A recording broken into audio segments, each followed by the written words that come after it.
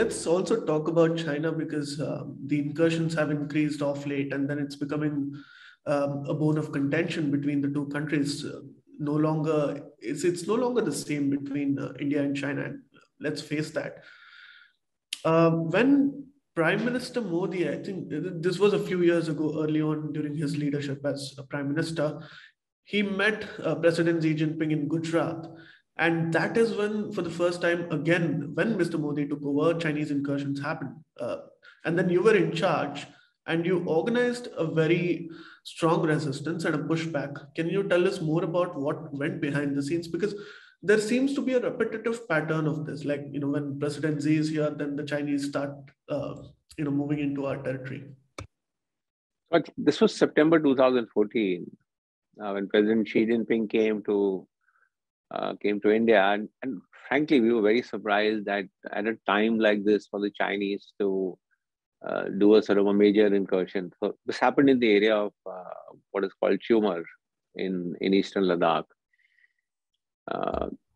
And what the Chinese were trying to do is, build a road across into our area. Right. And again, as I said, sometimes it's the man on the spot who sets off a chain of events that lead to success. At the end of the day, senior commanders, get a pat on their back, you did a good job. But I think in this case, it was really a young officer who saw this happening. Okay.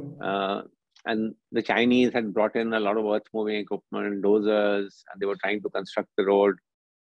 There must have been at that time 500 soldiers behind. Okay. And here is this young officer who rushes with 30, 40 men and just literally physically stops that road construction. Right. And says, yeah, you won't. So he's the guy who actually, without any orders, without anything, he just sort of rushed in and did this. And then, of course, as information came that by then the Chinese, I think, had almost 1,500 soldiers in that area. And then, of course, we also rushed in. And within, I would say, a day or two, we had actually more number of soldiers there than the Chinese had. Right. And so we were just facing them off, and we said, there is no way you can move forward and do this. And so it carried on for a few days, and then of course, political level, diplomatic level talks took place. But because I think in some ways we were able to respond quickly enough and to stop them from doing, what they were attempting to do, that subsequently then the Chinese agreed to sort of withdraw from that area and go back to their post. But as I said to you earlier, again, if you ask me, who should get a pat on the back? It's that young officer.